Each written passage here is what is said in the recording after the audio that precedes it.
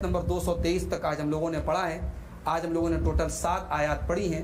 ان 7 آیات میں جو ہم لوگوں کو سبق ملا، سب سے پہلا سبق یہ ملا کہ اللہ تعالیٰ نے اپنے نیک بندوں کا ذکر کرتے ہوئے فرمایا کہ جو لوگ اللہ کی راہ میں ہجرت کرتے ہیں، جو لوگ اللہ کی راہ میں جہاد کرتے ہیں اور ایمان لاتے ہیں، اللہ نے ان کے بارے میں فرمایا اولئک یرجون رحمت اللہ، وہ لوگ اللہ کی رحمت کی امید رکھتے ہیں۔ اس سے پتہ چلا کہ اتنی بڑی بڑی نیکیاں کرنے والے بھی اپنی نیکیوں پر بھروسہ نہیں کرتے کہ ہم نے بڑی بڑی نیکیاں کر لی، وہ اللہ کی رحمت کی امید لگاتے ہیں۔ اس میں ہمیں اور آپ کو سبق دیا گیا، کبھی ہمیں اپنی نیکیوں پر بھروسہ کر کے نہیں بیٹھنا چاہیے، ہمیشہ اللہ کے عذاب سے ڈرتے رہنا چاہیے اور اللہ کی رحمت کی آس لگانا چاہیے۔ دوسرا سبق ہمیں یہ ملا کہ مسلمانوں سے جو طاقتیں لڑتی ہیں ان کا مقصد صرف مسلمانوں کو ظاہری طور پر برباد کرنا نہیں ہوتا، بلکہ ان کا مقصد مسلمانوں کو دین سے دور کرنا بھی ہوتا ہے۔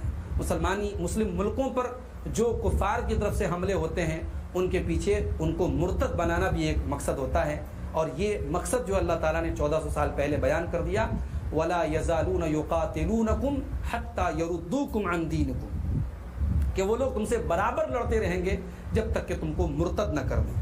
تیسرا سبق ہمیں یہ ملا کہ ایک انسان اگر مرتد ہو جائے گا تو اس کی ساری نیکیاں برباد ہو جائیں گی۔ ہمیں اللہ تعالیٰ سے پناہ مانگنی چاہیے ارتداد سے، اور ہمیں اللہ سے ہمیشہ دعا کرتے رہنا چاہیے اللہ ایمان پر خاتمہ نصیب کرے، دین پر خاتمہ نصیب فرمائے، اور اسی لیے ایک دعا ہمیں پڑھتے رہنا چاہیے اللہم مقلب القلوب، اللہم یا مقلب القلوب ثبت قلبی علی دینک، اے اللہ اے دلوں کو پھیرنے والے میرے دل کو اپنے دین کے اوپر ثابت کر دے، میرے دل کو اپنے دین پر جما دے۔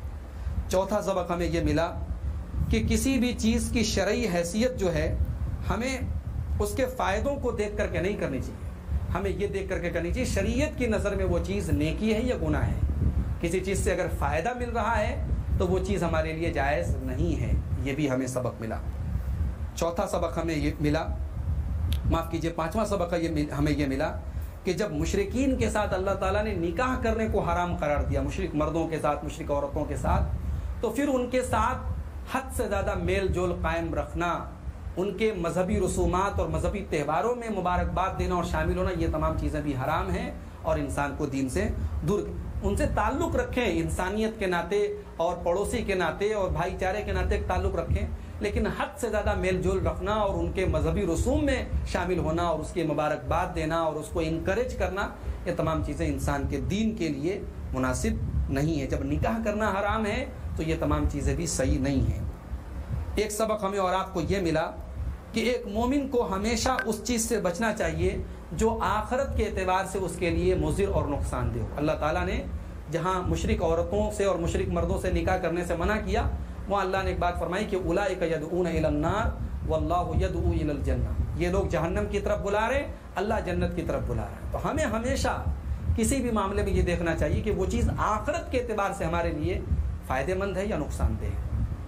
ایک سبق ہمیں اور آپ کو یہ بھی ملا کہ نکاح کے وقت ہمیں دیندار عورت کو تلاش کرنا چاہیے، ولا تنکحوا المشرکات، اللہ کی وصیت ایمان والوں کو مشرکہ عورتوں سے نکاح مت کرو۔ لہٰذا ہم جب بھی نکاح کرنے کے لیے نکلیں، اپنے نکاح کے لیے یا اپنی اولاد کے نکاح کے لیے، تو ایمان والی اور دیندار عورت کا انتخاب کریں۔ اسلام پاک صاف مذہب ہے اور پاکیزگی کا مذہب ہے، اور پاکیزگی کی چھوٹی چھوٹی ڈیٹیل بھی اللہ تعالیٰ نے قرآن میں بیان کی ہے۔ حیض کی حالت میں عورت کو ایک طرف بہت زیادہ لوگ ناپاک سمجھتے تھے اور اس کے ساتھ ایک طریقے کا ظلم ہوتا تھا، اسلام نے اس کا بھی رد کر دیا، اور دوسری طرف ان ایام میں عورت سے کے ساتھ فزیکل ریلیشن شپ بنانے سے بھی منع کر دیا۔ اسلام پاکیزگی کا مذہب ہے، اور پاکیزگی کا تقاضا یہ ہے کہ جب عورت ان ایام میں وہ تکلیف سے دوچار ہے اور ایک گندا اور فاسد خون جو ہے اس کے بدن سے نکل رہا ہے، تو ان ایام میں اس کو مزید تکلیف نہ دی جائے اور اس کے ساتھ ریلیشن شپ نہ بنائی جائے۔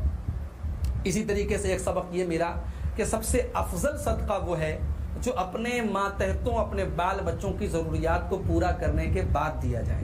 ہم ایسا صدقہ کریں کہ ہمارے بچے بھوکے رہیں، ہماری بیوی اور ہمارے بچوں کا حق مارا جائے، ایسا صدقہ نہیں ہے۔ سب سے افضل صدقہ وہ ہے قُلِ الْعَفْوَ، اے نبی آپ کہہ دیجئے جو ضرورت سے زائد ہو، جو ہماری بیسک ضرورت ہے ان کو پورا کرنے کے بعد ہم اللہ کی راہ میں صدقہ کریں۔ ایک سبق ہمیں اور آپ کو یہ بھی ملا کہ اللہ تعالیٰ نے یہاں ایک بات یہ فرمائی کہ لعلکم تتفکرون فی الدنیا والآخرہ، تاکہ تم غور کرو دنیا اور آخرت میں۔ تو پتہ یہ چلا کہ دنیا اور آخرت دونوں کے بارے میں ہمیں غور کرنا چاہیے. دنیا کے بارے میں اس حساب سے غور کرنا چاہیے کہ دنیا فانی ہے اور کچھ دنوں تک ہمارے کام آئے گی, اور آخرت کے بارے میں ہمیں اس لحاظ سے سوچنا چاہیے کہ آخرت میں جو ہمیں رزلٹ ملے گا وہ ہمیشہ رہے گا. تو دونوں کو سامنے رکھ کر کے ہمیں کوئی فیصلہ کرنا چاہیے. عورت کے نکاح میں ولی کا ہونا شرط ہے, یہ بھی ہمیں معلوم ہوا, کیونکہ عورت کے نکاح کے سلسلے میں اس کے ولی کو خطاب کیا گیا. اور بیویوں کو کھیتی سے تشبیہ دینے کے بعد اللہ نے فرمایا وَقَدِّمُوا لِأَنفُسِكُمْ, اور اپنے آپ کے لیے نیکیوں کو آگے بڑھاؤ.